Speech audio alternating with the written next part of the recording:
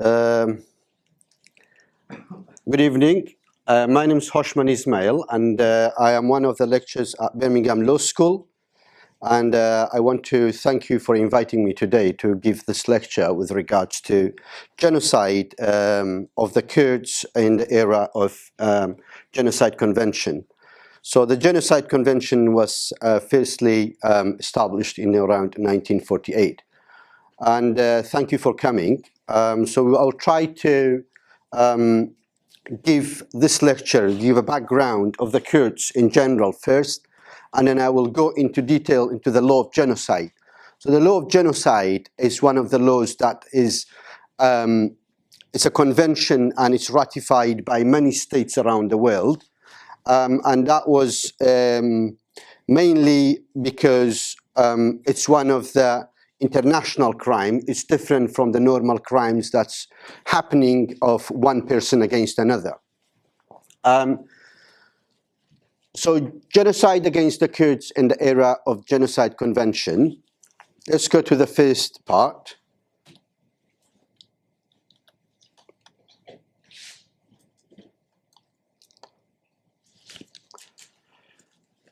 So the overall seminar structure today, as I said, I will give a background of the Kurds in general, where they live, and why the Kurds are subject to genocide. And secondly, we'll give an overview of the Genocide Convention and the legal framework. And then we'll have some case studies, and that case studies could be, because there are so many atrocities occurred against the Kurds, not only in one country, but in multiple countries, including Iraq, Iran, Turkey, and Syria. So therefore, I have only chosen some parts, some samples and examples of the genocide occurred against the Kurds. And I will also cover the contemporary challenges, accountability gaps. That means why some of the genocides managed to be legally or within the jurisdiction of some of the courts rise to be be recognized as a genocide, and why some other atrocities in some parts of the countries could not amount to be recognized as a genocide. And then later in the end, I'll give you a chance to ask any questions if you have. So why the genocide against the Kurds matter legally today? The Kurds has been subject to the genocide since a long time ago. But the problem with that is the genocide is a term, and it's geno means it's a killing and then against the group. So that means it's a Latin word, and it's firstly termed by one of the Jewish legal scholar just after Second World War, when the atrocities occurred against the Jews around the world. So why this matter? Because any of the groups, when they are recognized as being subject to genocide, then this group will be protected by the states and should not occur this genocide against them again. So that's why legally it's matter when any groups is protected according to the genocide law. That means this group should be protected. So why law often fails minority groups? So the minority groups, when we say minority, the minority different from states. The states are usually recognized as a nation around the world, and they are part of the United Nations. But minorities are, although at the same time they are ethnic groups or legal religious group, they are not recognized the same as the states. So if they are not recognized the same as the states, then they do not have the same right as the states to take the matters into the international courts. So the international courts, you have multiple international courts, But these international courts does not cover the minority groups. If they don't cover the minority groups, that means the minority groups will not be able to take these type of atrocities in front of the international courts. I'll come slowly into it, but I will just give you a general introduction to it. So why the Genocide Convention is both powerful and limited? The Genocide Convention is very, very powerful because in addition to other crimes, when it's termed a genocide, the genocide itself is a stigma. A stigma, that means when any country or any states stigmatized with the word of genocide, then that means it's the same as a person when you see on the road and you say that person is a killer. So stigmatization, it's very, very important for the international community to recognize those states that are horrible against their own people or other peoples around the world.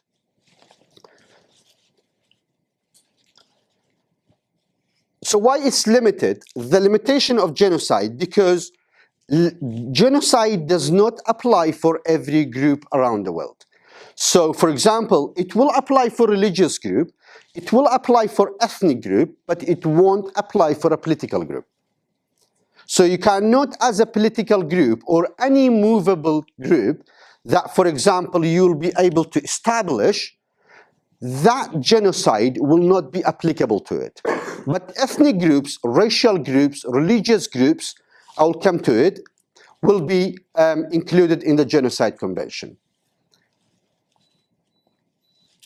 So the genocide nowadays is not anymore about history, it's about law. So in historical, if you look at the history, we could say that in 1800 or 1600, that atrocity occurred, again, one group against another. But nowadays we term genocide, but for genocide is very limited because not every crime when occurred, not every atrocity can be named genocide, and it's very, very difficult to approve genocide because of the legal requirements. There are multiple legal requirements.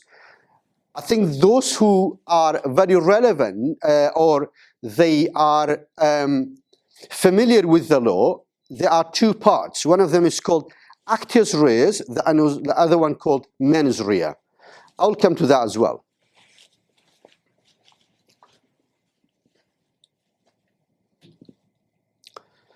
So who are the Kurds?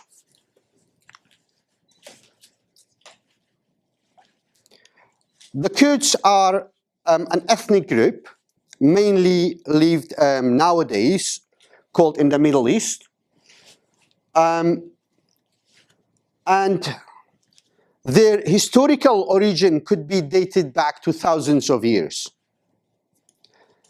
And they are original people, mainly located nowadays in Iraq, partly of Iran, partly of Syria, as well as in Turkey. The political marginalization for the Kurds, a long time ago, the Kurds mainly, and nowadays still, tribal structure of society is very prominent within the Kurds. I would believe that only the political parties came around 1920s and forward.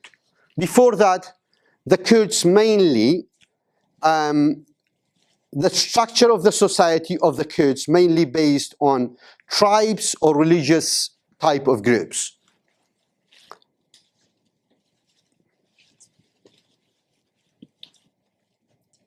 If you look at the maps, this map, I have found it, it's mainly dates back to the Ottoman Empire. So the Ottoman Empire, they rose to power around the 1400. But if you could look at this, at the time, the Ottoman empires, we used the Arabic scripts. So it wasn't the same as now. They didn't use the Latin scripts. So you can see that the Kurdistan is written in Arabic. It's a long way. It includes parts of that's Wilayat of Mosul, that's Muslim Wilayat, and also some until that's Dijla, that's Syria. So even a long time ago, what we see now, where the Kurdish people are populated in those areas, even during the Ottoman empires, even during the Safavid empires, the Kurdish people had occupied or had lived in those lands, but not under their own control. They were mainly ruled either by the Ottoman Empire or by the Safavid Empire. Of course, with the rise of Islam, we all know, there was a lot of issues occurred.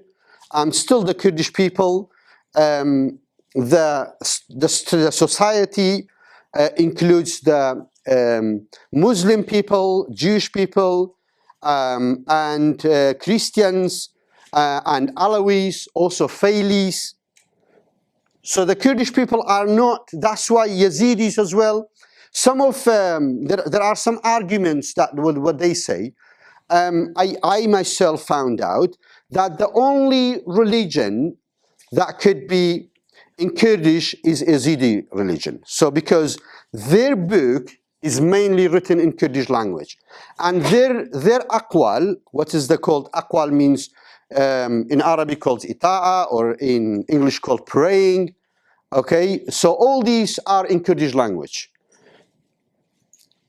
So the Kurdish people originally before Islam, they had multiple other religions, such as Zoroastrian, in Kurdish called Zerdasht, or Yazidis, or they were Jewish, or Christians. A long time ago, of course, there were many empires at the time that the Kurdish people managed to become some of the leaders to be able to rule or lead those empires. According to history, what they say, the Mad Empire, which is mainly in the Persian territorial area, or the Iran area, or Salah ad-Din Ayyubi also, these are the Kurdish people. Although they worked within some other empires, such as the Islamic Empire or the Safavid Empire, or but they still had the prominent people within those empires, and they ruled the Kurdish regions the same as now that we can see even in Iraq, that there are still Kurdish leaders who run or rule our own area. But in the 1800 and 1700 and before that, mainly the Kurdish people in those areas were divided into emirates. But those emirates mainly, so some of them, as we can see from the history, some of these emirates, they were mainly under the influence of Islam. So whether it was a Shia or the Sunni sect, any of them. There were a lot of academic references that the Yazidis were subjected to multiple atrocities during those times.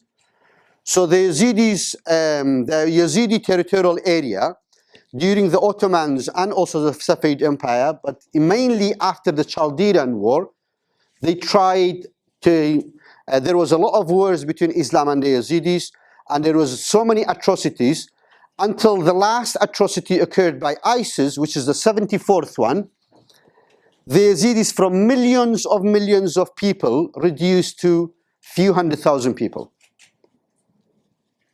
So from millions of people, from thousands of villages, from so many cities, even some parts of now in Iraq, which is called Gali Alibag, that is named after the Yazidi, one of the Yazidi bugs.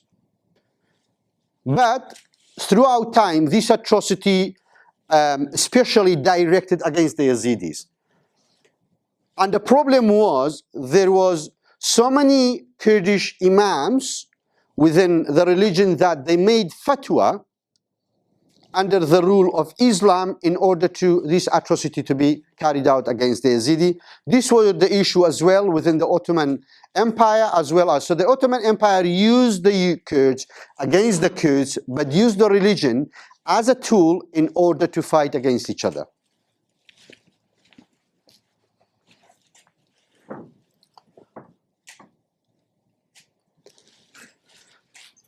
And now we can see that this is another map that I have found. This is a more modern map. So the Kurdish people mainly divided after the First World War. So the era of the Emirates slowly decreased as well as disappeared. When the nation states started to rise, and the nation states mainly formed by the Western empires.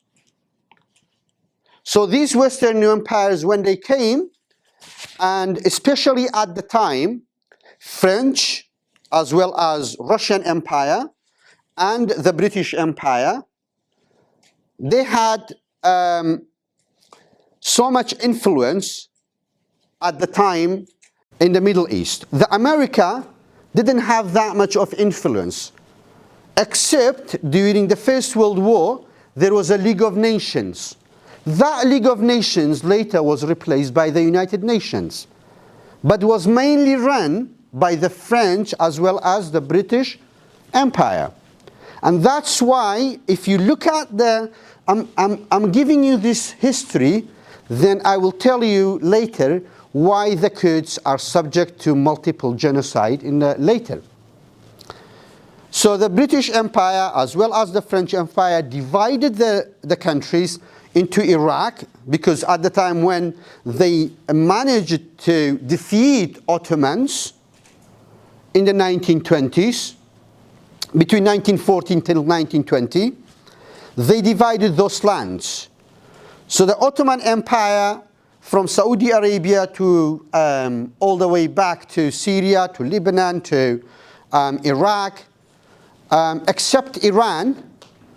Iran also pushed back, but if you see that Iran still has some influence in Iraq through its religious groups, which is nowadays called the Shia sect. And the Ottomans mainly at the time were the Sunni sect.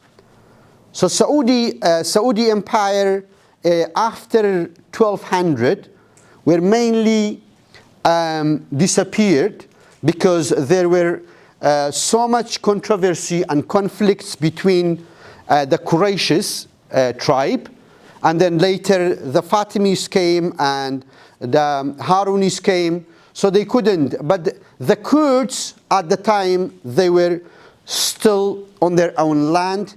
And even before that, much longer before that, they, some of the parts were converted their religion from Jewish to Islam.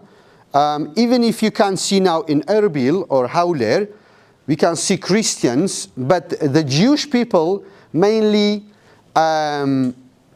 migrated from Iraq to Israel in around 1940s and after.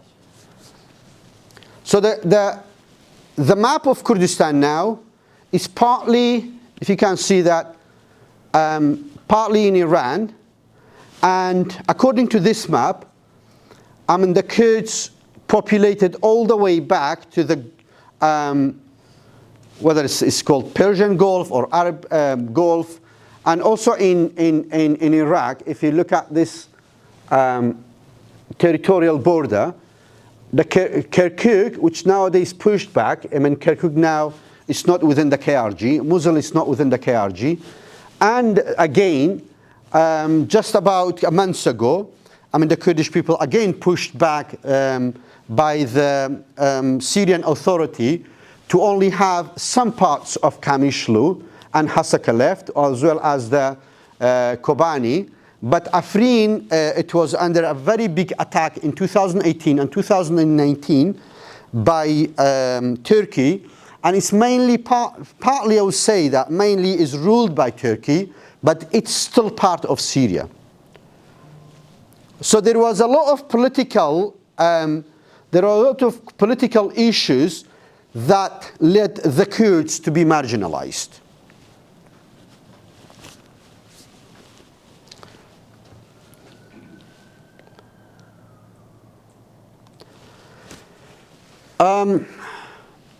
So a brief history of atrocities against the Kurds in general. I mean, during the Ottomans,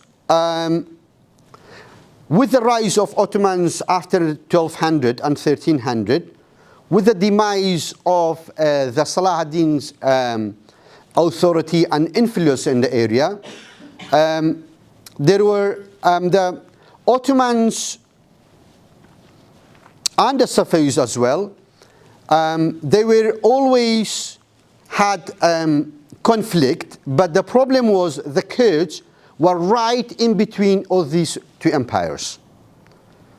So the Safavids as well as the Ottomans, until the 1500, that the biggest conflict or the biggest war, I think made both Ottomans. It was the war was occurred in Chaldiran, but the Safavids were defeated by the Ottomans.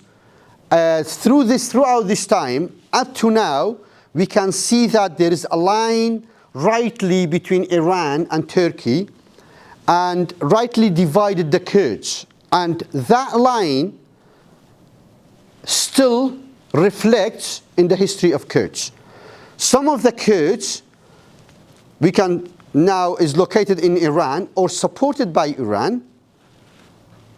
Some others are still located in Turkey or supported by Turkey, and the issue is the Kurds never been able to reunite again. So that issue that the Kurds, as they were attacked by their, I would say, enemies, but at the same time they were used in order to fight against each other. And religion was the main, I would say, tool was used for those empires in order to use it against the Kurdish people.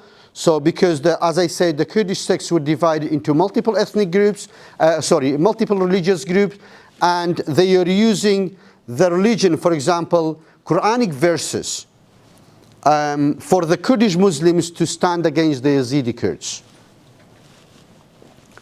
So these atrocities continued until, I would say, the Second World War. Then in the First World War, the First World War. So the First World War started in 1914.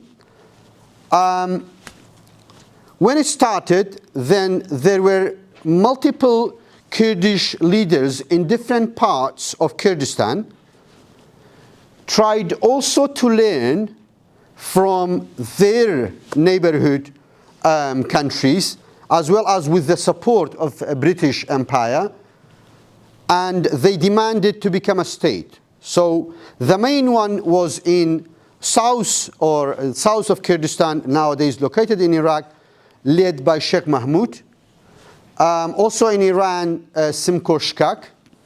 Also in Turkey, there were multiple other uprisings. For example, Sheikh Said Piran. So we have so many others, but I will divide it between before the Genocide Convention and after the Genocide Convention. So in the I'll start from Iraq. So after the Kurdish people were promised, in order to become part or to become a state, because as the Ottomans were defeated, so that was rightly after the Lausanne Treaty. So there was no state of Turkey left. But, of course, they were still fighting. And when I would say that it was their leader, Kemal Atatürk, who managed it diplomatically in order to convince Russia and French, by giving them the land of, for example, Syria to French to back off, as well as some other areas, for example, in Armenia to Russia, and some other areas in Azerbaijan. So he convinced them, Turkey started to convince them, or Kemal Atatürk, in order to try to just back off and face the British Empire by their own. So by 1920s, Kemal Atatürk managed to gather so many armies around himself, and he started to make a big war against Britain.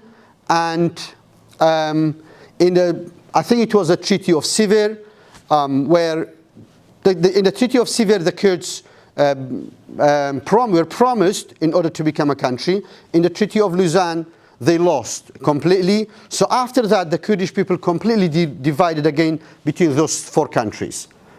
So these countries, I would say that in Iraq, and Sheikh Mahmoud tried to rebel against the British because at the time the Iraq was under the authority of Britain, and also French under the authority of Syria under the authority of France. So when they started to rise against the British rule, because Britain first promised the Kurds to give them a state, but then they didn't give that state. I think that was mine. Sorry.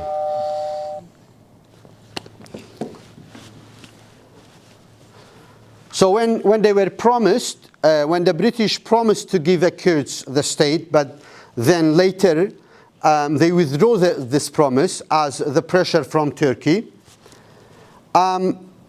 I would say that the first time that it was Britain who attacked the Kurds in Iraq, and that was in 1921. In 1921, the RAF used bombs against the Kurds in Iraq, and that was the firstly they attacked them in Rwandus. So by this, it led the way for other countries to use any arms against the Kurds. And that's a good documentary in the BBC. I'm not saying that in a... so that was the issue firstly started in 1921. So the RAF, if you look at it, because the Kurds demanded a state and Britain wanted an Iraq to be on its own, not to be, not other groups to separate from Iraq and make two countries out of Iraq. And of course, similarly in Turkey, with the rise of Sheikh Said Piran, similarly the Kemal Atatürk managed to establish the state of Turkey and carried out so many atrocities against the Kurds and killed also Sheikh Said Piran. Similarly in Syria, so many Kurds which located within the border of Syria, they were oppressed, they were stateless, they were accused that they were not from the country originally, they came from the Turkish part of Kurdistan and ran to Syria. So atrocities against the Kurds in Syria, firstly let's say Iran, Simkoshkak, also we have a Mahabad Republic in 1940, and we have the atrocities after 1979. So we have a very long history of the Iranian government carrying out these atrocities against the Kurdish people. The same as in Iraq, we started with Sheikh Mahmoud, because Sheikh Mahmoud supported British against the Turks.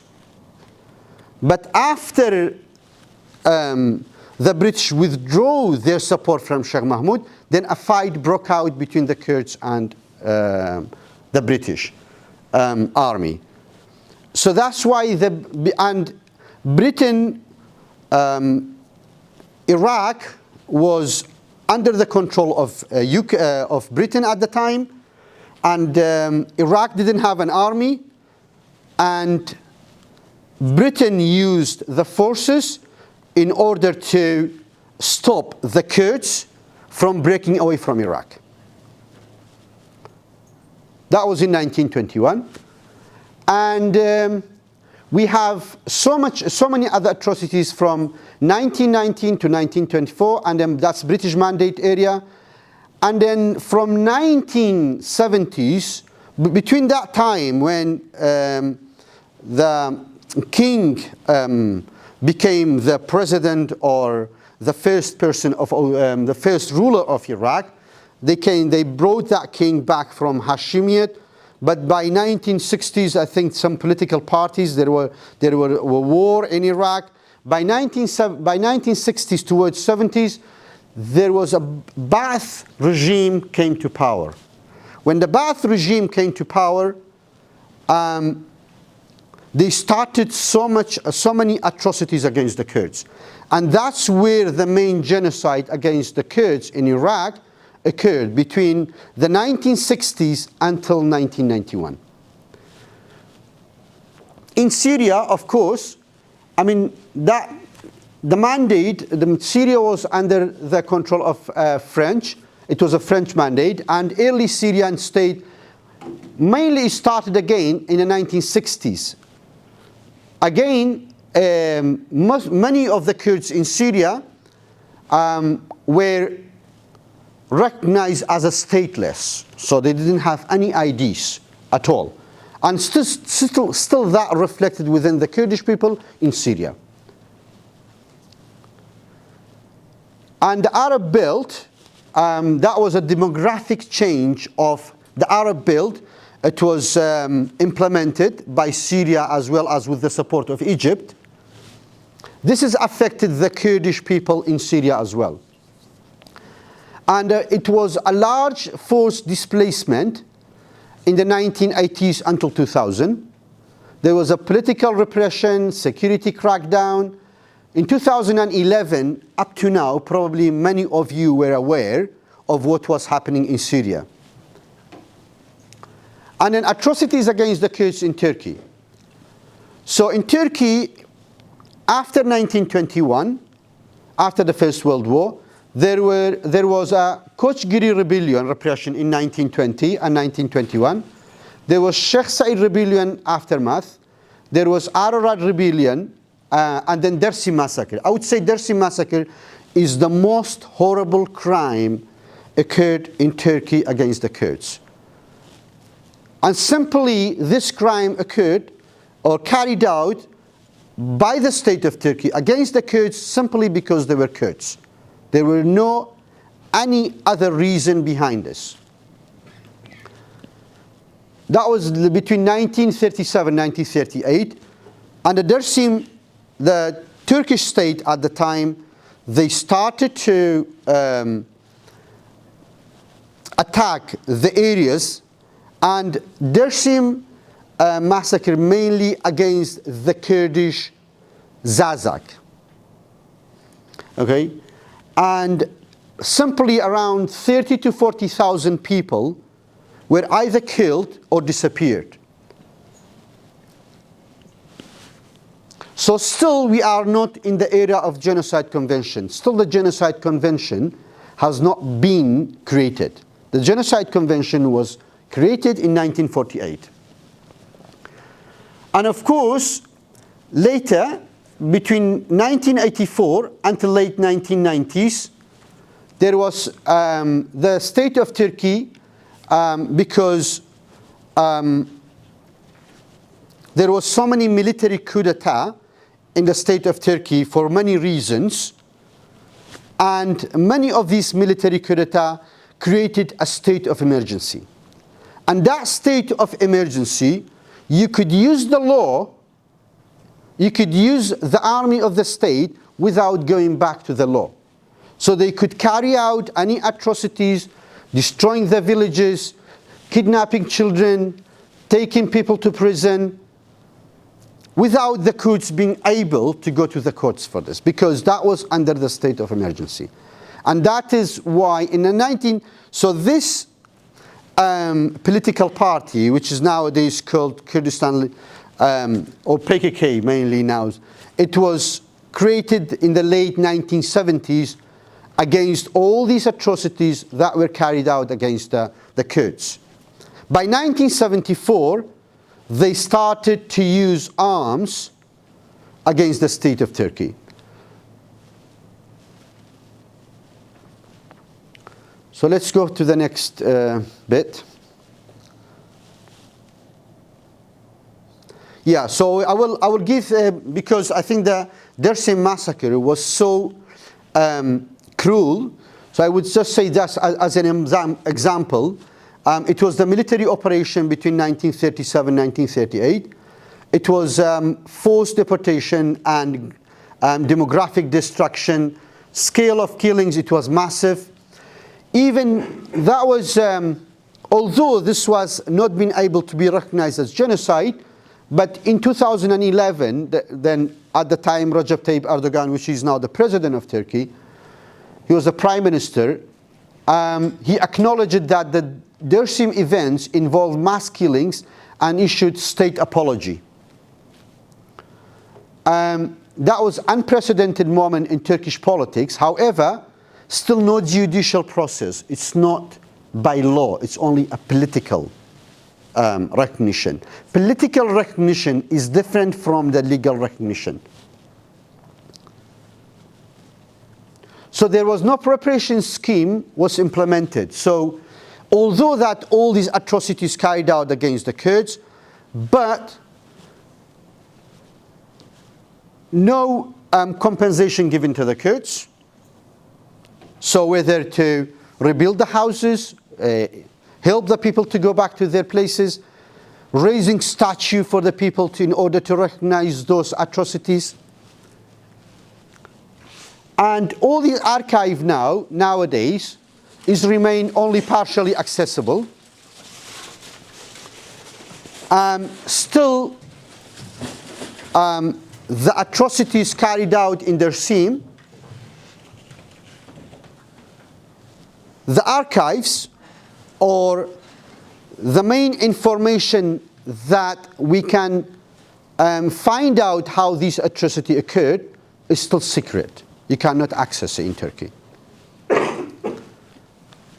So basically, even if you try to take it to the court, if the state doesn't help you to give you the evidence, it will be difficult to be successful in the genocide process. Okay, let's come to now. We gave, before I come to this, I just would like to give a little bit more information why the Kurds are subject to genocide. So the main issue for the Kurds is the geographical area. Where the Kurds live, it has been a pathway always throughout time for the main emperors from going to the east to the west and from west to the east. So it is a main pathway, for example, between the Arabic countries as well as the Asian countries.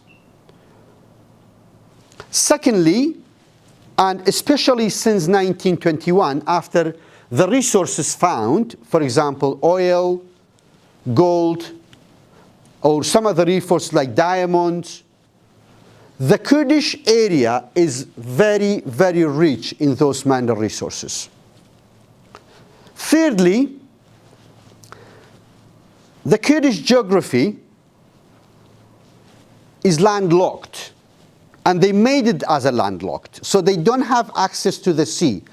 If you look at the map, they have tried to push back the Kurds from the sea I'll go back to the maps and I'll show you again. So the Kurds used to have access to the sea from Afrin area, and also from some other parts of Iran, which is near Kuwait. So all the way from Afrin, the Kurds had two accesses to the sea. But during the Iranian Empire, as well as Safavid Empire, they were pushed back towards further to the west. And in Afrin, they tried it in 2014, 15, and 16. So the main Kurds, or the Rise or Rojava, they tried to go back to the same map that was once Kurds have access to the sea. But in 2018-19, Turkey used all the forces in order to push the Kurds back. And in 2019, with a massive attack on Afrin, Turkey controlled again the city of Afrin. So now the Kurds pushed back again. They are not even have total control in Afrin, as well as not in. They only have some parts left here for now. Of course, I mean, about 2 months ago, they had further control of a wide area, including Raqqa. So this is so the main reasons that the Kurds are subject to the genocide is because of their land, because of the geopolitics where the Kurds located, because of the mineral resources that they have. The land is very rich, and fourthly, the Kurds are a pure ethnic groups in the area. So they are not travelers. They are the original people, lived in the land for thousands of years. If you date back to, you can see that some of the history that we can witness. We have some caves,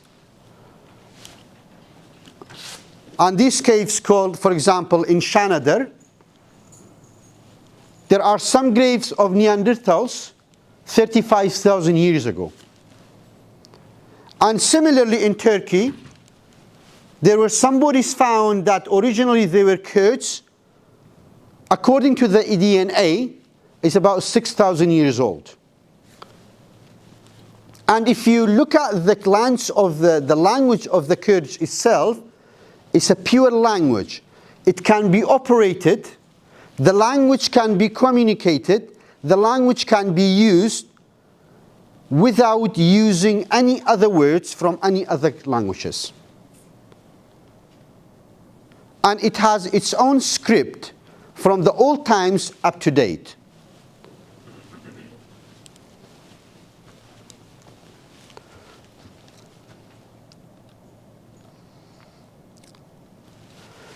So now I am going to give you an overview of the law of genocide.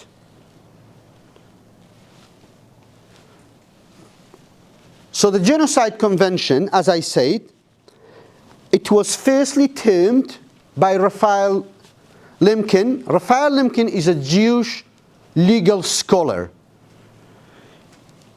He was part of the team who brought a case against Germany for the atrocities carried out against the Jewish people in Germany. At the time, there was no genocide. So they could not name these atrocities a genocide. They mainly termed as a crimes against humanity. Let me to tell you, okay, so crimes against humanity is different from the genocide. Genocide is different from war crimes. And war crimes is different from ethnic cleansing. So all these crimes are different. So up to 1948, there was no name for the crime occurred against the Jewish people. And that's why they were thinking about it. There is a crime occurred against the Jewish people. They call it crimes against humanity, but it's not a crime against humanity. So we need something else to find in order to define this type of crime. And after a long conversation, after so many meetings, Raphael Lemkin came to a conclusion that genocide, that this type of crime should be named genocide.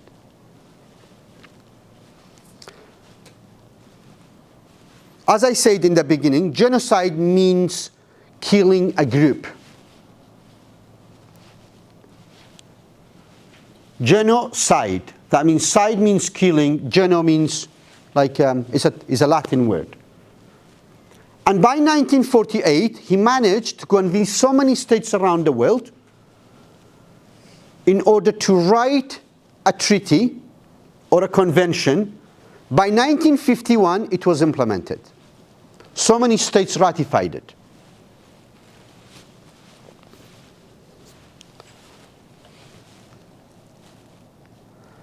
I'm not going to the I want to, make sure that you understand what's genocide before I go to the articles.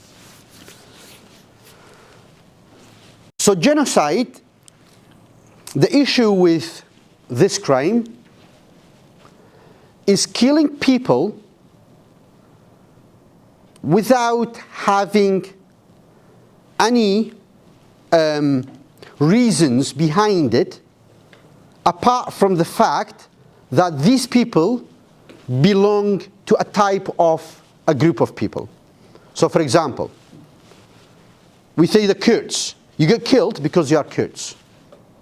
There is no any other reasons behind it. So that's why it's called genocide. So that means that I will later come into more detail about the legality of genocide. So for example, Jewish, or we say so many other crimes, Hutus in Rwanda, the Kosovars during the Serbian war. So you get killed not because there is a war. You get killed not because you carried out a crime. You get killed not because there is some people coming and shooting everyone.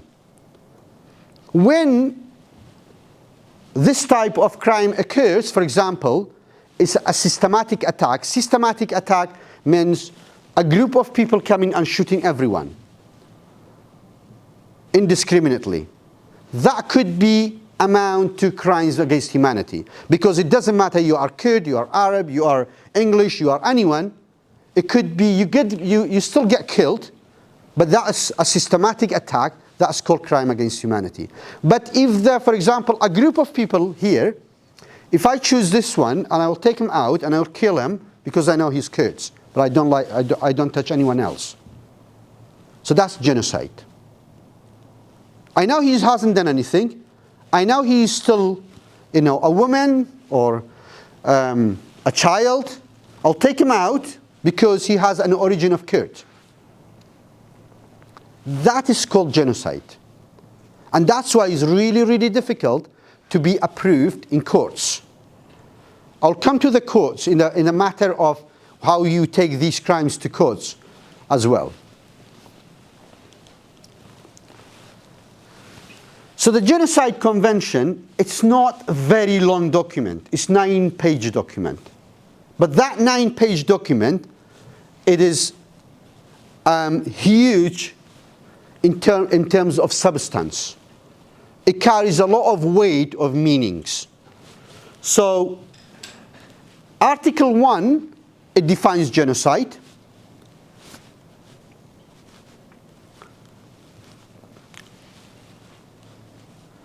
It says, in the present convention, genocide means any of the following acts. So how the genocide occurs.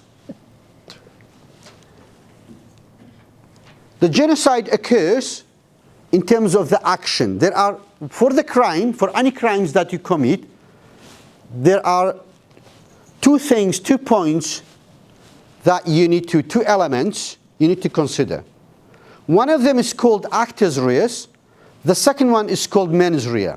The actus reus, that means you physically carry out that killing, whether by hands, by knife, by shooting, guns or anything. The second one is called mens rea, which is like both of them, it's a Latin word. That means that mentally, why you thought to kill this person. What is the reason behind, in your head, you are going to kill this person? For example, you could just drive and kill anyone, that's not intentional. But you could go to someone's house, personally choose one person because you hate him, or someone else has hated him and killed him, that is called intention. So therefore, these are the acts. I'm talking about the physical ones now, not the mental ones. So how the crimes of genocide usually physically happens. If you see the patterns, how this crime happens, you see, firstly, killing members of that group. So that means we are talking about Kurds now. So if you find anyone Kurd, you're going to kill him because he's a Kurd, not because he has done any other bad things or crimes or any other reasons. That means it's basically called the killing of a member of that group. Secondly, even if it's not a killing, if you cause a serious bodily or mental harm to members of that group. So that means if you torture them, if you take their women and assault them sexually,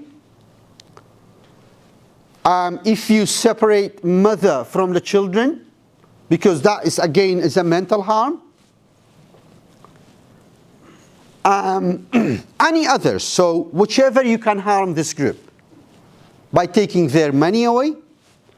That's C, deliberately inflicting on the group conditions of life calculated to bring about its physical destruction or in whole or in part.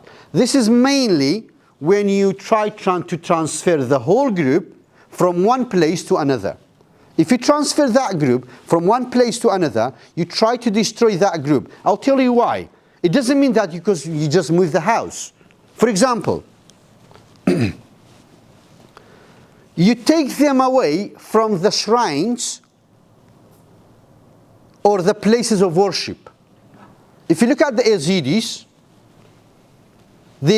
would only able to go to the shrines that they had it hundreds of years ago. If you take them away, they cannot take these shrines with themselves. And their group is mainly based on religion. If you take the religion away from them, that means you take their identity of them. If you take their identity away from them, that means they are not Yazidis anymore.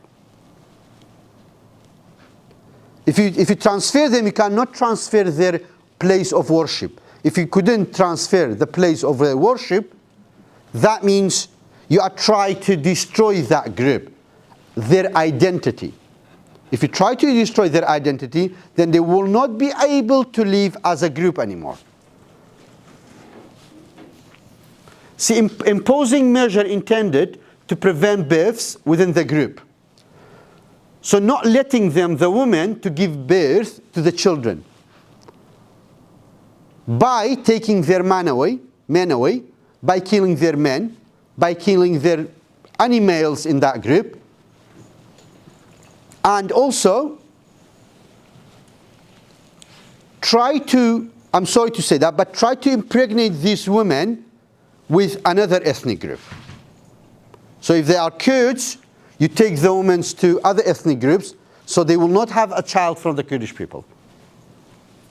That is again, that's preventing of birth of that ethnic group, whether it's a religious group or an ethnic group.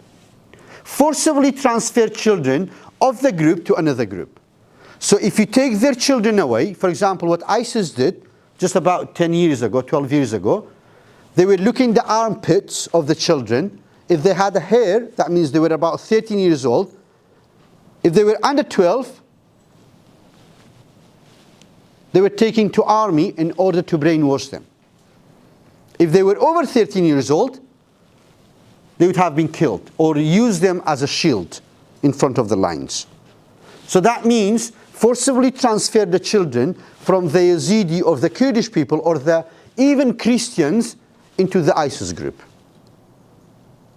That's happened about 10, 12 years ago and still happening at some places.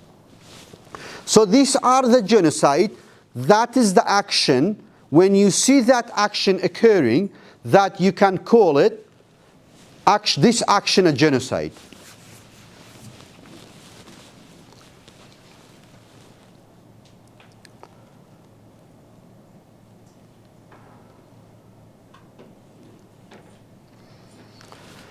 So I will come to the mental element now.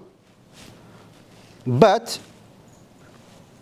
what can amount to a genocide, the crime of genocide? So if someone directly kills someone else, that's called genocide. For example, for what I said, because of the group. We have to, I will come back to it in a bit. Conspiracy to commit genocide, that means 4 or 5 people come together talking about it in order to prepare this crime. That's called conspiracy. Behind the door. So you're secretly planning to destroy another group. So these people could be tried for genocide as well. Direct and public incitement to commit genocide. Public incitement, that means on the radio, you call the group, you're dehumanizing them. Dehumanization happens when you try to name this group or the human as a cockroach. So you make your group, you make your people think that you kill a cockroach, not a human. So you dehumanize them. Dehumanization is a process. It's a process. You can hear this from radio. You can hear this from people. You can hear this from TVs. So they call each other, the groups call each other. For example, that was in Rwanda. Within 3 months, the incited men between the people led to killing 1 million people, near 1 million people in few months, in 90 days. Because the people do not see each other as a human. They were seeing each other as cockroaches, as mice, as animals. Who did that? The people who were behind the door, using the media in order to brainwash those people, to make them attack the other humans without realizing what they are doing. And that's a brainwash. So that's the inside. Those people could be tried for genocide as well. So the people who kill the person, the people who make conspiracy sitting down behind the doors, the people who works in the media directly in order to incite to that genocide, and attempt to commit suicide. Attempt, that means you do not carry out, but you try to carry out this genocide. And finally, complicity in genocide. Complicity in genocide means aiding and abetting. Aiding and abetting means you aid physically. For example, you give them arms. For example, you give them cars. You give them what the people need in order to carry out this genocide. That is called aiding and abetting. Also mentally, abetting means through the minds you help those people.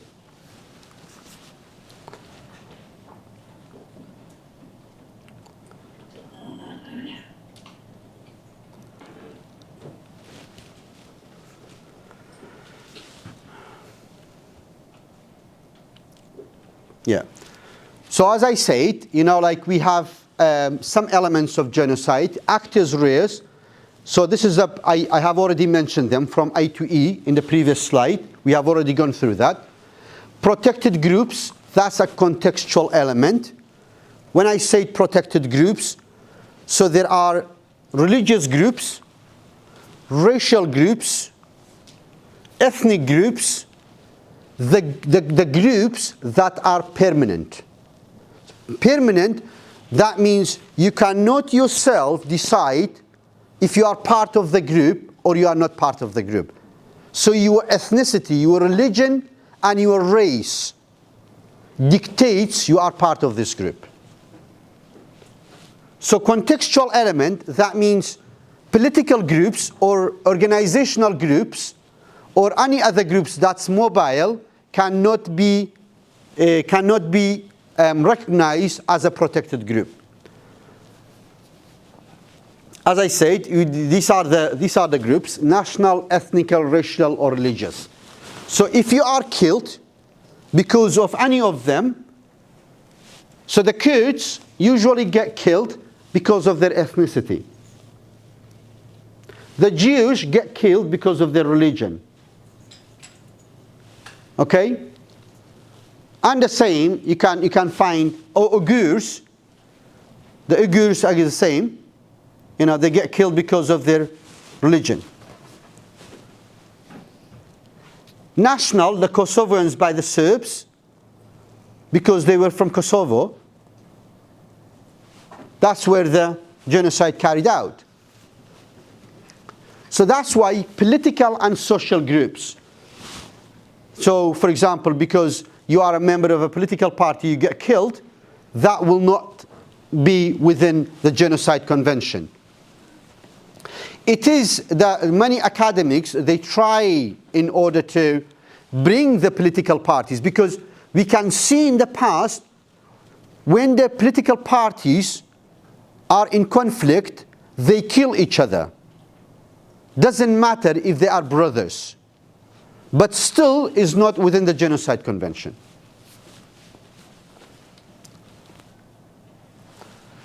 So continued element of genocide, the mens rea, the special intent. That is the main part of the Genocide Convention. Everything else, you could hear it, and you could easily, the same as other crimes, when they go to court, you will be able to argue and defend it or stand against it. However, there is one mens rea, it's called special intention. And special intention means dolio specialis. Dolio specialis is a Latin word again. So that means a special intention. For any crimes occur in the street, if that crime occurred purposely, for example, two people, they hate each other, and they go to each other, and they kill each other by knife, that is an intention. You only need, in courts, to prove one intention, that this person hated that other person and killed him. But in genocide, it's two intentions. And that's why it's so difficult for genocide to be proved. You have to firstly prove that the person carried out a genocidal act against the other person, and secondly, he carried out this act because this person was part of that group, not because of anything else. For example, just in German courts, about a couple of weeks ago, one of the women was found guilty for having a Yazidi child in her possession for multiple years, and this child passed away because he was chained sometime in a very, very, very hot times of the day, like about 45 to 50. And he did that because this child was part of the Yazidi group. So you need to it's very, very hard in order to prove that crime. Why? Because this woman carried out this act. The act was, we say, okay, did she didn't like this child, or did she use it as a slave? Because all these crimes are different. Probably she used it as a slave. Or probably she used it because that child was a child of a neighbor. Because when in Yazidi genocide, the neighbors came and they took the neighbors' properties, children, women, and everything. So you need to distinguish that crime. This woman only did that because this child was part of the Yazidi group. And she did all these, whatever you call it. I mean, it's very nasty things, you know, to chain a child outside.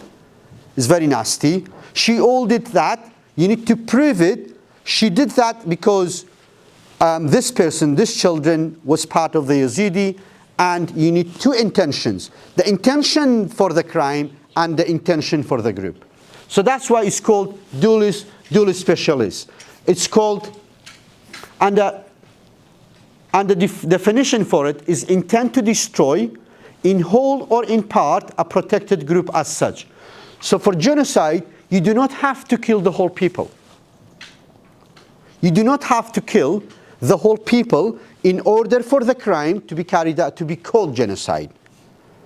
Whole, you can kill them all, it's still genocide. You can kill them in part, it's still genocide. If you kill them, the main people such as the leaders of that, could amount to genocide, even if it's a few. Okay?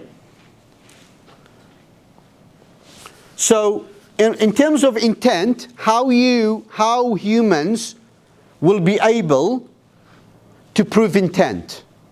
How you know that, for example, someone did a crime, how you prove this in court? Firstly, you have to have a knowledge of that crime. So direct knowledge or indirect knowledge. If you don't know the knowledge, how do you know this crime occurred? And it's very, very difficult. Very difficult, especially during the genocide. Because those people either get killed, or they run away, or they don't know because of the systematic attack what's happening. And the intent, there are few types. This is very technical.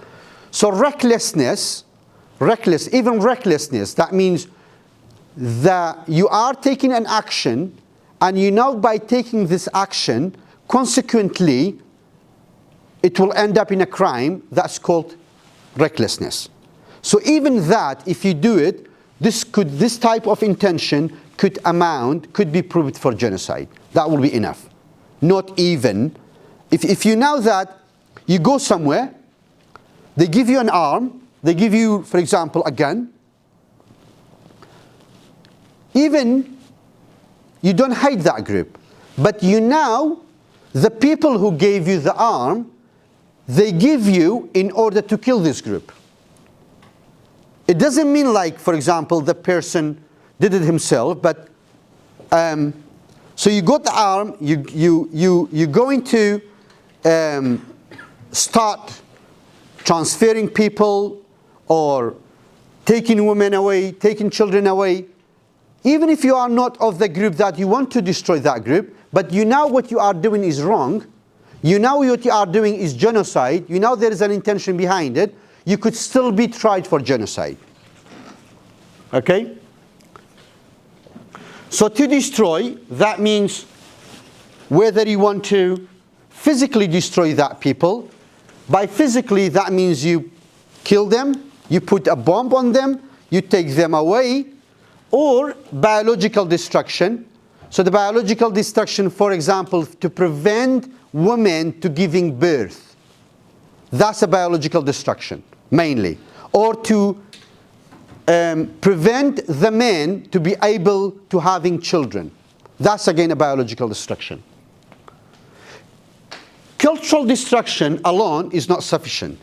So for example, by destroying only, going somewhere, by destroying the statues, the archives, destroying the mosque, the schools, this is not a genocide by itself. So what we have already described in the Acts, these are called genocide. And these are so many cases that you could, those who are, they like to take the legality into a deeper stage. We have Krstić.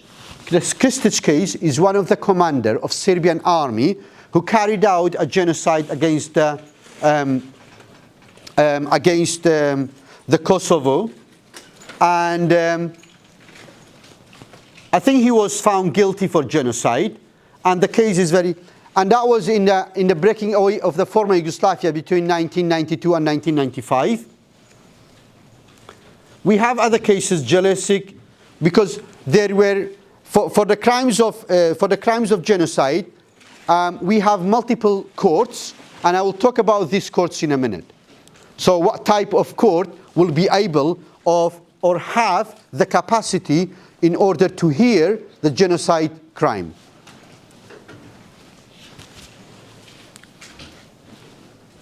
So we need to distinguish that when we say as such, because we can see the definition: intend to destroy in whole or in part a protected group as such. When we say as such, that means we have to distinguish that crime from the crimes against humanity. And the crimes against humanity, I say, you systematically and indiscriminately killing people, not because they are part of that group, but for genocide, you're killing them because they are part of that group. So that's the difference between them. And the crime of genocide could happen during times of war and peace. But war crime only occurs during wartime. And crimes against humanity also occurs only during both peace and war. So crimes against humanity, genocide, occurs during peace and war, but war crimes only occurs during war times.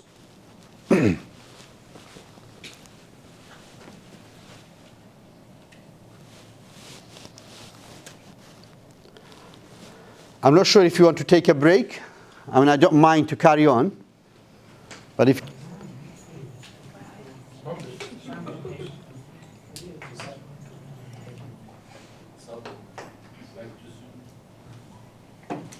So if you just start again with, after the break,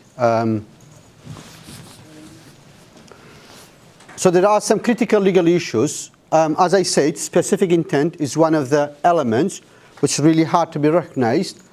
We went through that. Evidentiary thresholds. So evidentiary thresholds is the most difficult part to bring a crime of genocide in front of the courts. Because if the evidence are not available, you won't be able to prove a crime. And the issue is, those parties which try to carry out the genocide, they are powerful. They will be able to invest a lot of money in order to destroy the evidence. And that destroying the evidence, whether it's through their institution or through other institutions, or be able to delay the crime to be adjudicated, that means taken to the court. If the crimes took like 40 years or 50 years to be taken to the court, that means most of evidence will not be available anymore. People will not be able to give witnesses. Or the fresh evidence which is applicable, which is available, will not be available anymore. So the evidentiary, you need, for example, if someone killed someone else, you need a witness why this person killed that person. If that witness is not available, then you will not be able to prove that crime. And those groups or the states that try to carry out the genocide, they are, as I said, they have so many means, or they are powerful, and they will be able to limit that evidence to be taken to the courts. And of course, the political reluctance to label genocide. Because, as I said, genocide itself is a stigma.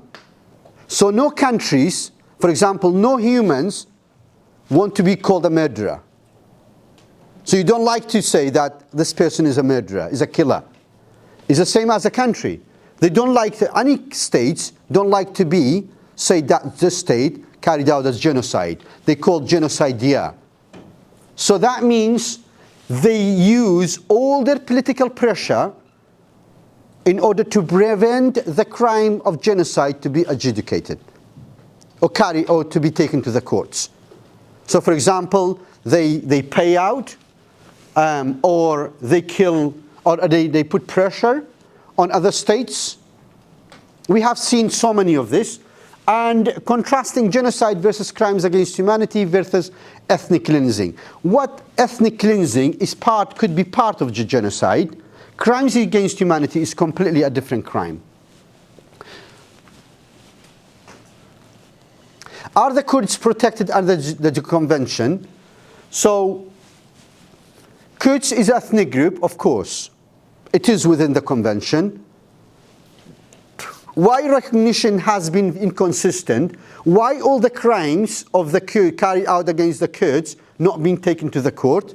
For example, let's say that in Iraq, from 1968 to 2003, there were crimes against the Kurds in 1980s, especially against the Faili Kurds. This crime, not many people know about it. There were about 10 to 15,000 Faili Kurds in Baghdad and surrounding area were taken away and never ever returned.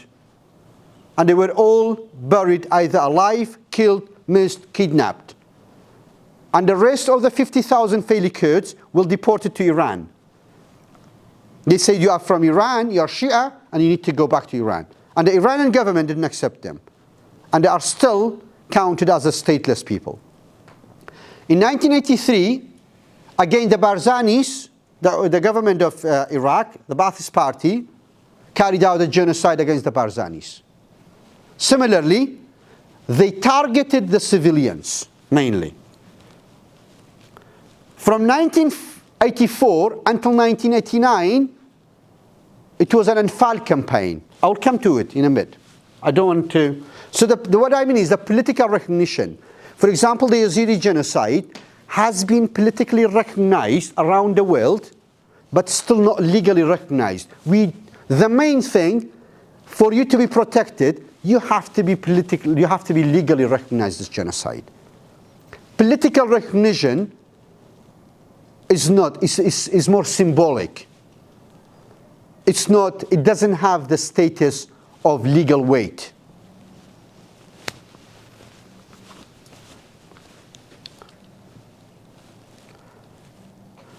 So one of the case study I have just chosen for you is the Anfal campaign in Iraq.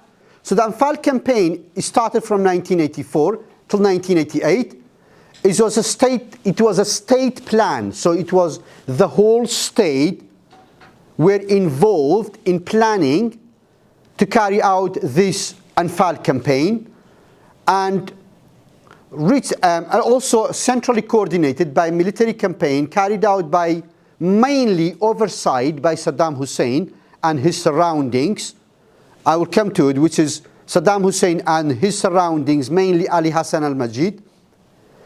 The key elements proven at trial, because there was a trial for it in 2003. I will come to that as well.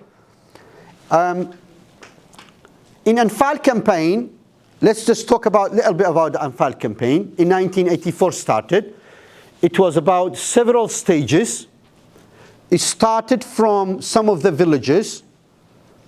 The Iraqi government used the Kurdish people who raised or who fought against Saddam Hussein as an excuse in order to carry out this Anfal campaign.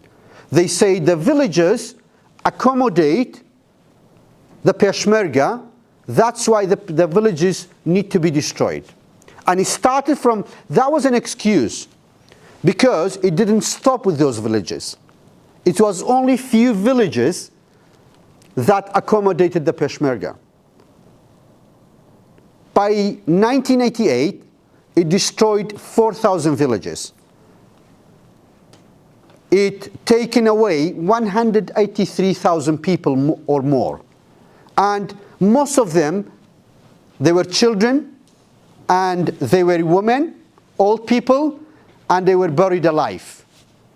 Because there were so many, they were just ditched, and then they put in the grave while they are still alive.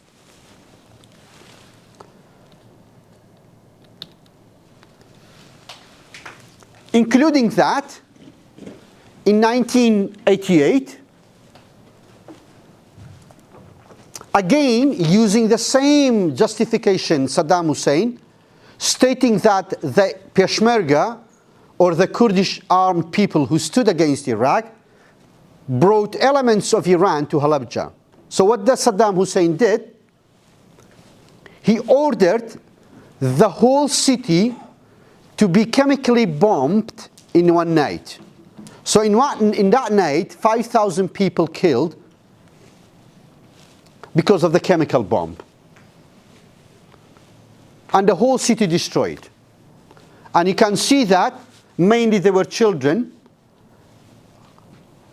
old people, civilians, and still you can see that not many people, because of the gas of, because of the chemical attack, they will not be able to be treated. And in the consequence, still most of the land will not be able to be used for agriculture or any other purposes.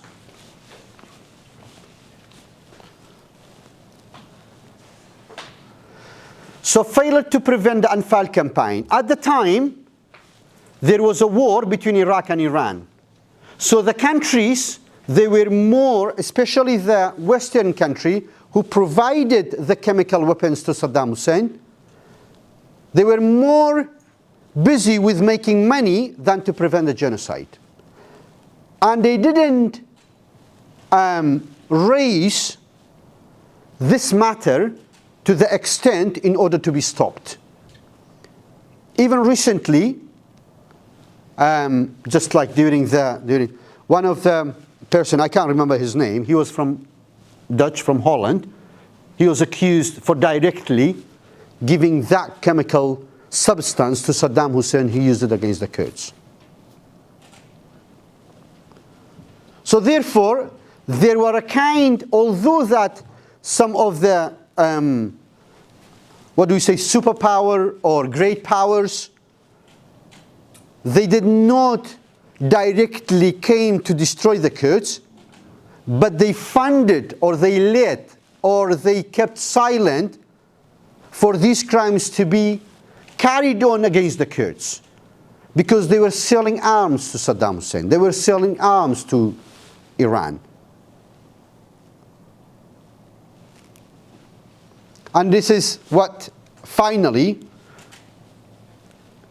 about 200,000 people were taken and killed alive. Whether the international law failed to act at the time, yes, because the Genocide Convention was there. But the Kurdish people cannot go by themselves, because the Kurdish people are still, they are called non-state actors. If you are not a state, we won't be able to take the crime to the International Criminal Court. If you are not able to take that crime into the International Criminal Court, so even if the Kurds wouldn't have been able, it was the job of the Iraqi government. But how about if the Iraqi government itself carried out the genocide? How that crime could be taken to the International Court? So that means that politically and legally, Kurds wouldn't have been still, until 2003, they were not able to take this crime. So the domestic trials Okay, very international silence. So neither there was a domestic trials because Saddam Hussein didn't let even people to know what he's doing, let alone establish trials. And the silence of international community, again that was another problem. So domestic accountability, Iraq tribunals, and the genocide of the Kurds. So the Iraqi High Tribunal, let me to tell you about the tribunal. The tribunal was finally at the end of removing the Ba'ath power from Iraq in 2003. It was good that they thought about to establish a tribunal for all these crimes occurred against the Kurds between 1968 and 2003. So the tribunal had a jurisdiction over all these crimes between 1968 till 2003. And they did not separate all these crimes separately, like individually. So what they did actually, in 1968, as I said, mainly the atrocities in Iraq carried out against the Kurds started with the Ba'ath power came to power, Ba'ath regime came to power. So then the main atrocities, for example, whether it was in 1970, 1975, 1980s, for the Barzanis, for the Failis, for the Anfal, for Halabja, also when the Kurds all migrated to Iran in 1991, all these crimes occurred during the Ba'ath Party. And in 2003, that trial, they established a trial, and that tribunal called the Iraqi High Tribunal. Formerly, when the 2003, when it was established, it was called Iraqi Special Tribunal. And it was mainly adjudicated the crimes of Dujail, some of them against the Shia people, as well as for the Kurdish people. And Halabja was part of the Anfal campaign. So Halabja was not made it was not adjudicated as a separate crime. There were so many limits to the Iraqi tribunal. So the Iraqi tribunal, although it was established as a hybrid tribunal, so basically it's a domestic tribunal, but it has the power to adjudicate international crimes. So for example, a court in the UK, you go to Crown Court, it doesn't have the power, okay, to adjudicate, for example, a genocide. But this tribunal was different. It was a hybrid, so partly international and partly local. And needs a very, very many like special people in order to be able to hear this type of cases. And needs a lot of money, a lot of time, a lot of work. And it is very sensitive. All the judges, they had to given a special status in other countries who basically participated in these in the court. For example, we still have some judges. They only managed to go back and live there because there was some Kurdish Kurdish area.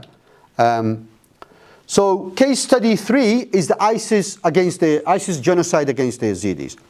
The ISIS genocide against the Yazidis, if you look at the Anfal campaign, it was carried out by a state against the Kurdish people. But this time, the ISIS genocide, as we said, the Yazidis, it's like a chicken and egg. You know, we don't know whether the Yazidis are Kurds or the Kurds are Yazidis. You know, like it's very, very they are very interrelated, very interrelated. But I'm talking about the genocide itself. So it occurred on the 3rd of August, it was 2014. And at that time, in 2014, so ISIS managed to take control over the Shangal area in one night. Okay? And mainly helped by the local people who lived there. So by today, for example, until today, they were all neighbors. By tomorrow's, they joined ISIS against the Yazidis. So imagine you're a neighbor, you go and have a drink of tea during the evening time, and tomorrow, the same neighbor comes and takes your women and children away and kills your men. That's what happened to the Yazidis in 2014. So more than thousands of women were taken away. They were used as sex slaves.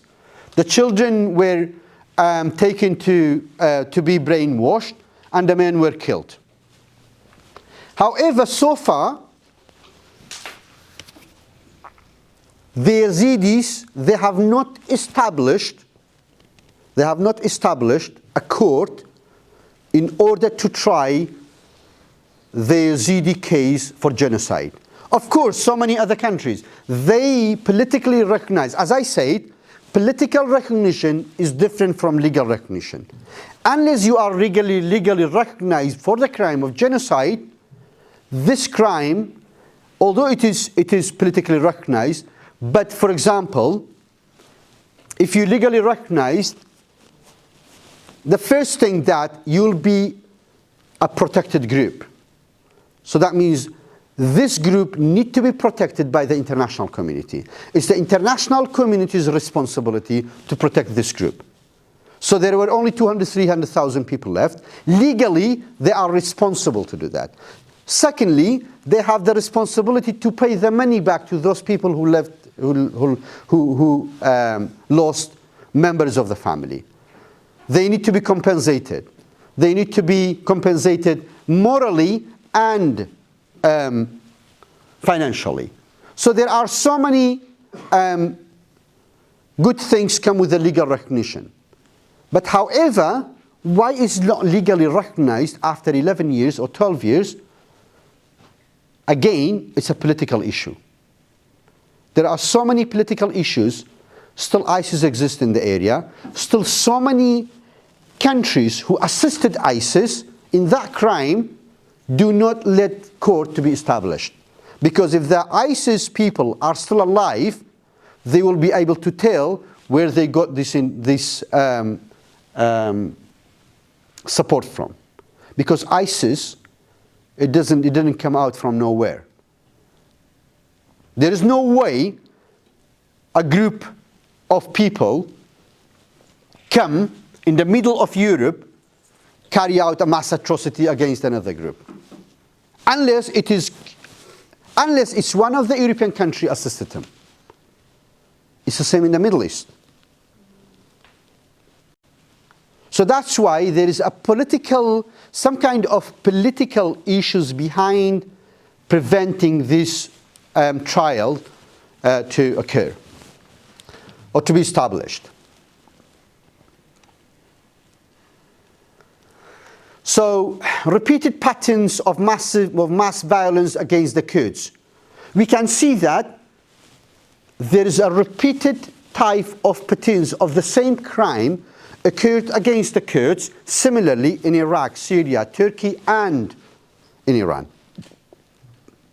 So if you see this similar crime happen, it's the same pattern, that means this crime only carried out against those people because they are Kurdish.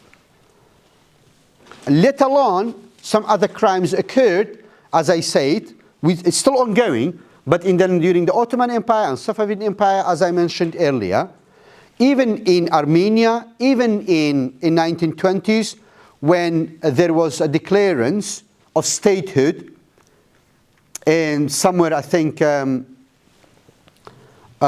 Azerbaijan, I believe, and all the people they were transferred. All the Kurdish people transferred to and distributed between Afghanistan, Pakistan. So this type of crimes is still ongoing. We can see the Kurds in Iran do not have the political rights, do not have the rights to study in Kurdish language, do not have the rights to have a political party on their own, do not have the equal rights, the same as the Farsi people, to, for example, find jobs, equal opportunity to find jobs, do not have the freedom of expression. And we can see in Syria, the Kurds managed after ISIS, the Kurds in Syria bravely resisted ISIS and fought on behalf of the world to defeat ISIS. But again, the balance of power has changed. We see that the Ahmad Shara, which is like Jolani is called, he's part of the groups who fought against the Kurds, Now he is the head of the state, and they tried again, the same as before in 2014. At the time, they were fighting against the Kurds as extremist groups, as non-state groups. Now they fight against the Kurds as a state. Again, in Iraq, the only thing that in Iraq is different, you have a non-state actor entity. The Kurds in Iraq are still subject, especially in some parts of the disputed area, subjects to so many atrocities by other groups. And we could see that when the rise of ISIS in one night, they killed so many Kurds, the Yazidis genocide, and the Christians as well in Mosul. So the Kurds are still subject to so many threats by state and non-state actors. So imagine if tomorrow Syria, Iraq become a very centralized government, what will happen again to the Kurdish people? Because for the last since 1991, these countries, there are so much turmoil because of the fight against themselves. To some extent, they have taken their focus away from the Kurds. But if they became again centralized, the same similar patterns of atrocities again happen again against the Kurds. In Turkey, it was the same. Since 1921, more than 10 atrocities occurred against the Kurds. The Kurds still cannot use even if they use the Kurdish language, it's not the same. It's not formally recognized. The Kurdish people, in the constitution of Turkey, says anyone who lives in Turkey is Turkish, despite the fact 25 million Kurds live there. So if your right is not protected by that constitution, that means even if you speak Kurdish, you are not Kurdish. You are not recognized. If you speak Kurdish, that means you try to split up the country. You try to stand against the government. That's why there are thousands of political prisoners are still in Turkish prisons. And that's why Turkey supports all the neighbors and many of the non-state actors as long as they fight against the Kurdish people. And we have seen that in the past.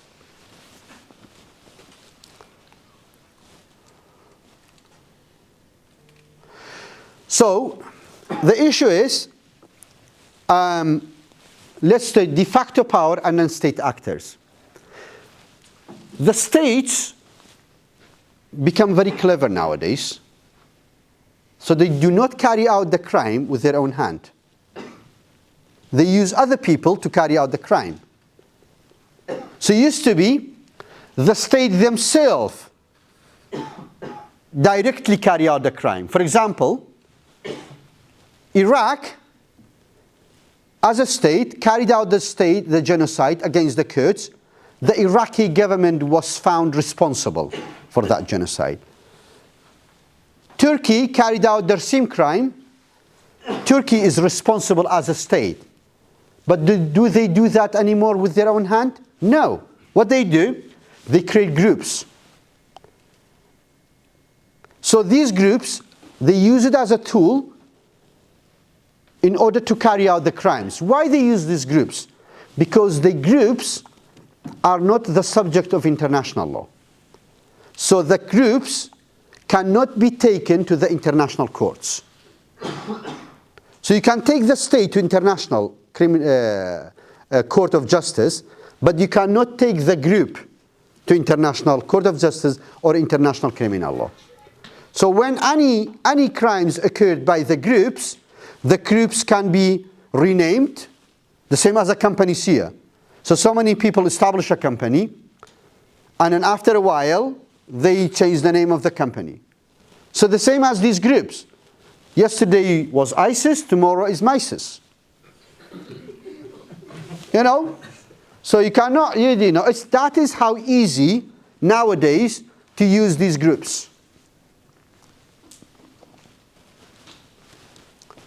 And these groups, there are no law in international law specifically for non-state actors. And it is really difficult to establish a link between the groups and the states, because states are so clever, they hide all the evidence that they have supported these groups for their own benefit and interest.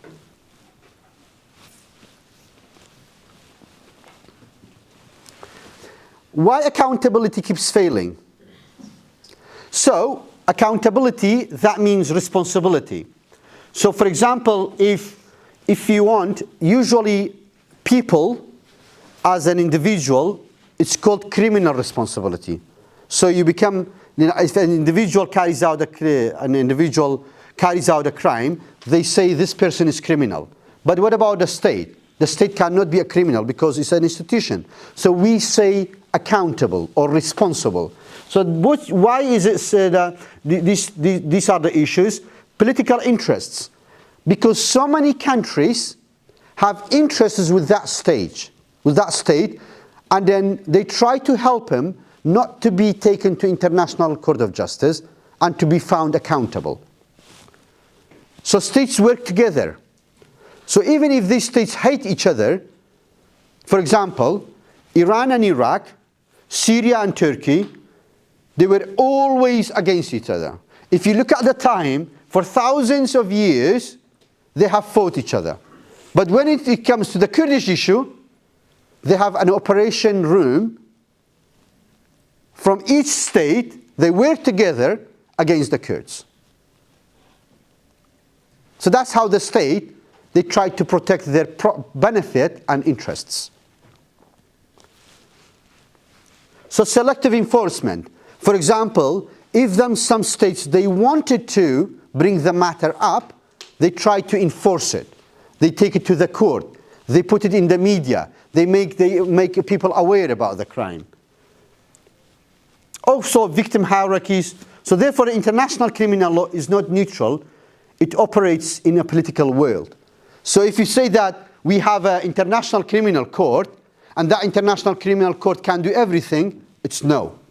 Why? Because that international criminal court, it works, it operates within states, and those states are driven by politics.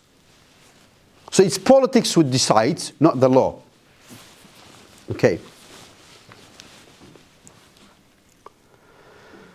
So responsibilities beyond courts, because, as I said, most of these crimes occurred against the groups, and these groups, such as Kurds are not a state, they are groups.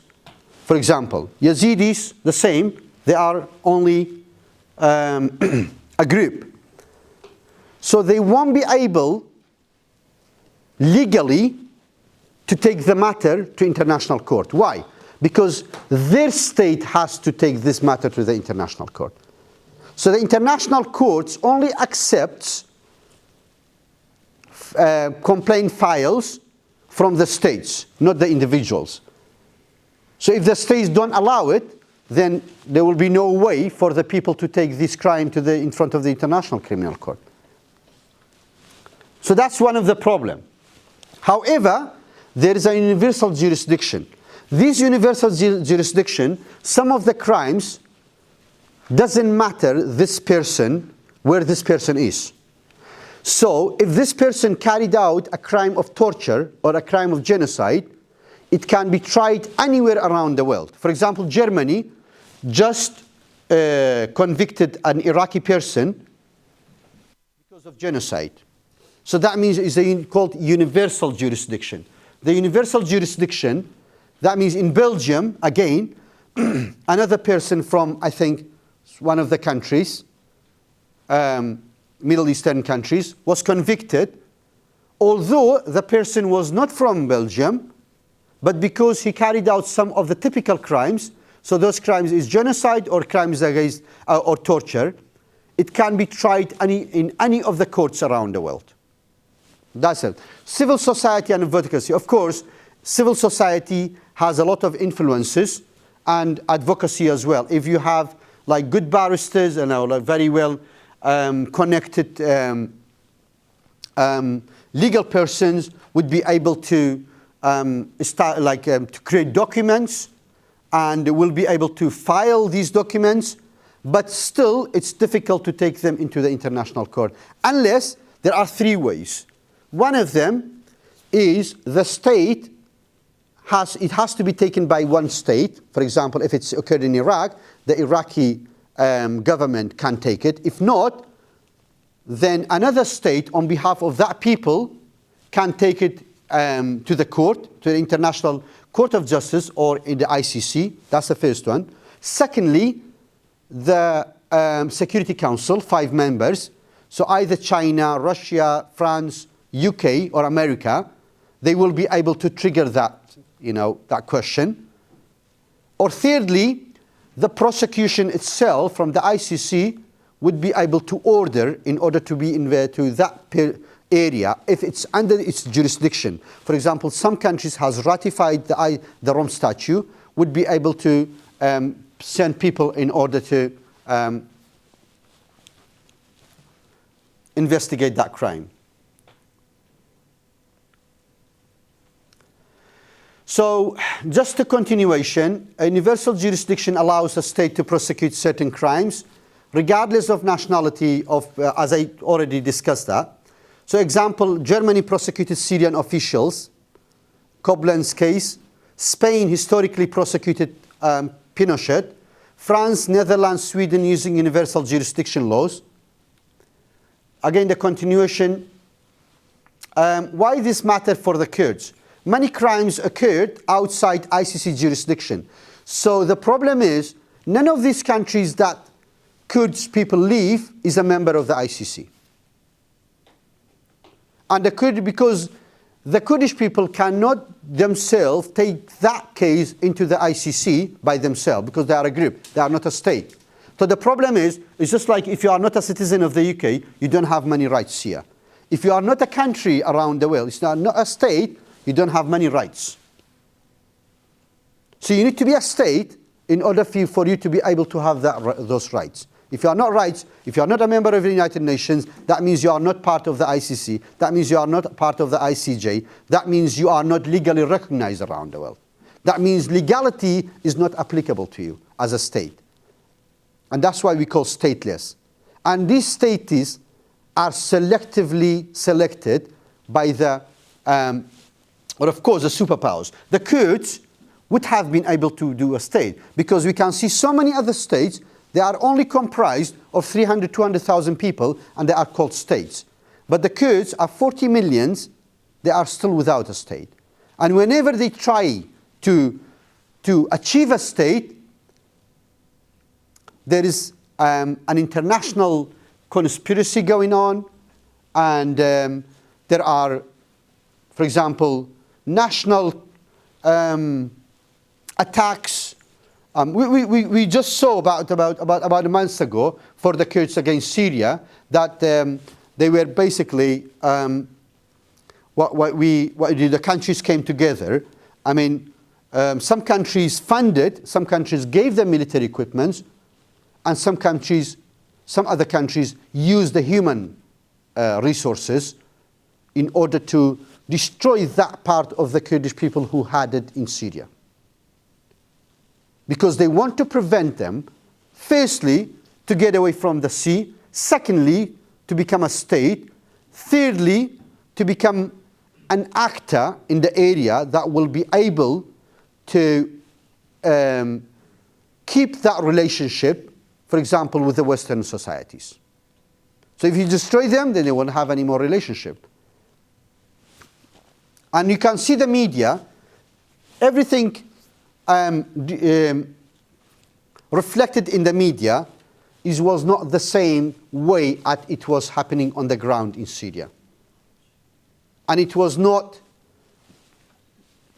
published or disseminated through, I would say, none of the Western medias as it was actually happening in the ground. None of the Western medias declared that there was ethnic cleansing a month ago ongoing in Syria. And the same similarly.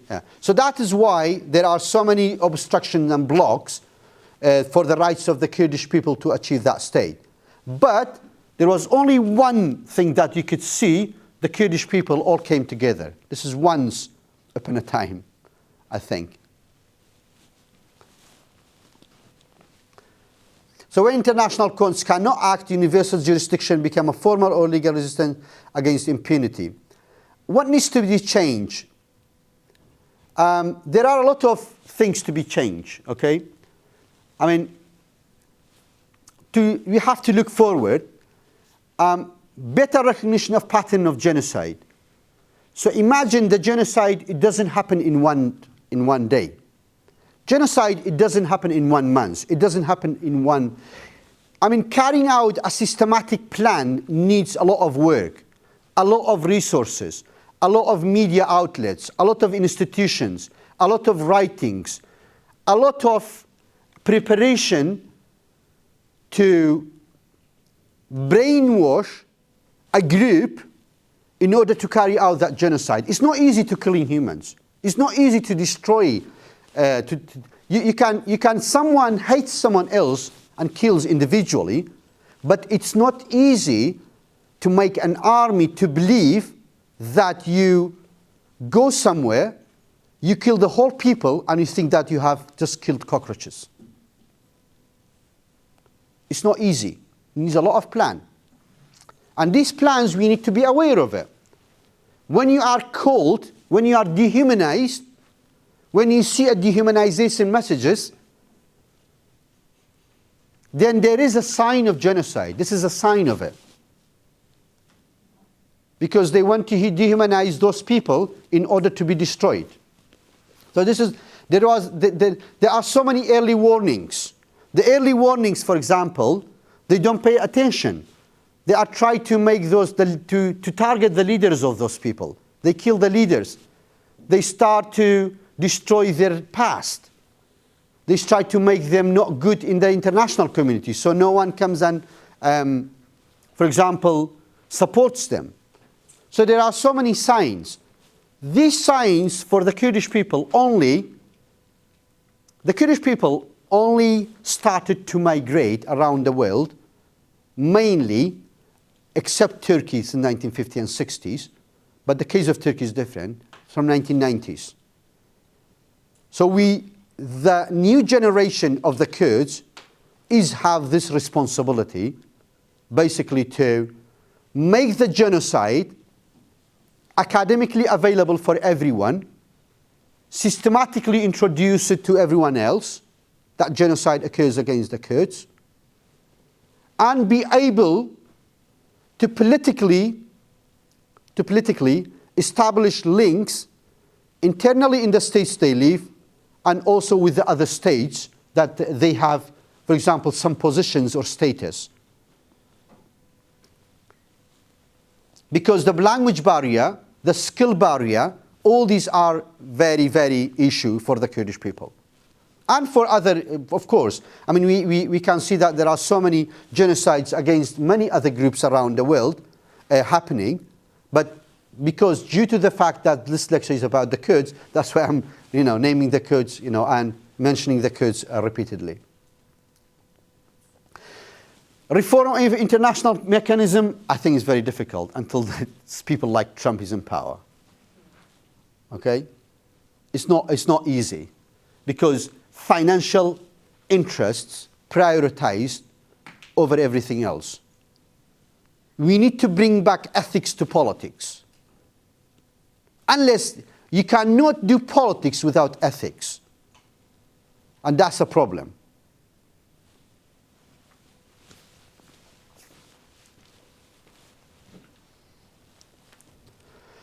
So concluding reflections, law as a warning system, not as a punishment. So we can see that law basically need to be kind of let people know, educate people not to carry out this type of crimes.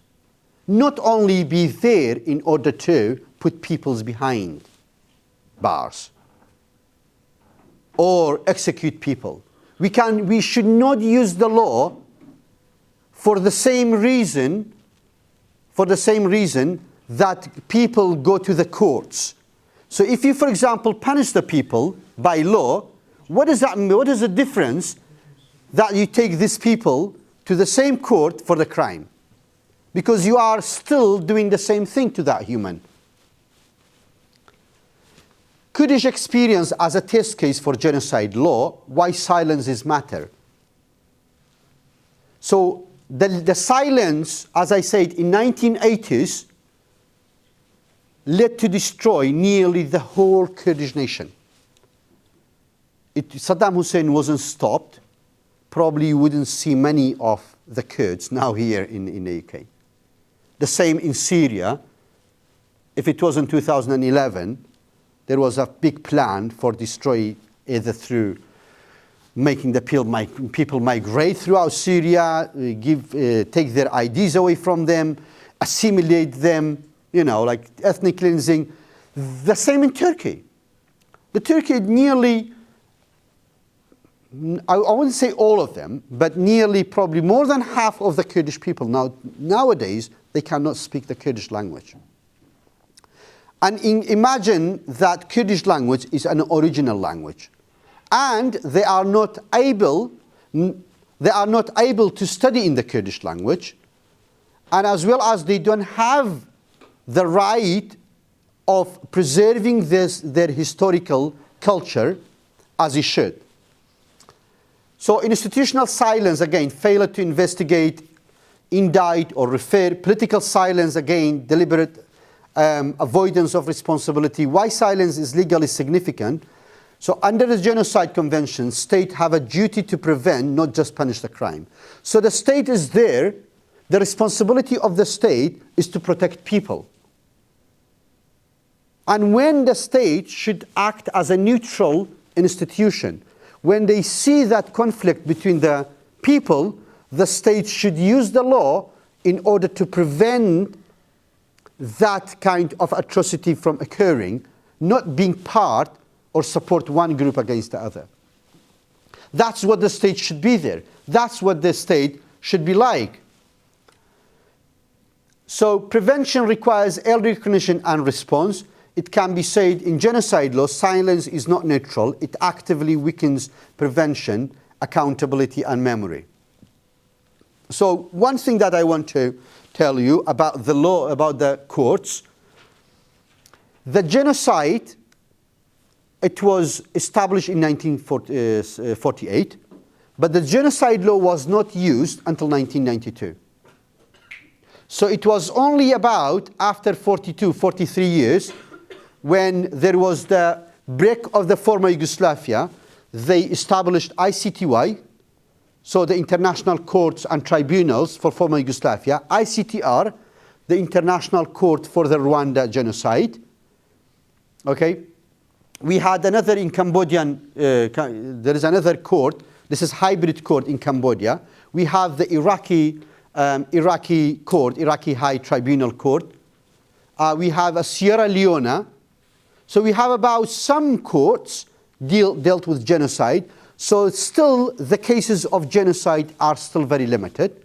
We have International Criminal Court, ICC, or you say Hague or High, many people, the Court of Hague. This is different. This is only for individuals. The courts for the states is called International Court of Justice. So again, I want to thank you everyone who attended here, and thank you for organizers. And it was a great opportunity for me to be able to explain the law of genocide as well as some parts of the Kurdish history and why the Kurdish people were subject to genocide in the past to you. And if you have any questions, whether it's legal, it's not history, so I only use the history in order to understand why the Kurds, but legally or historical, as much as I can, I'll be able to answer your question. Very welcome.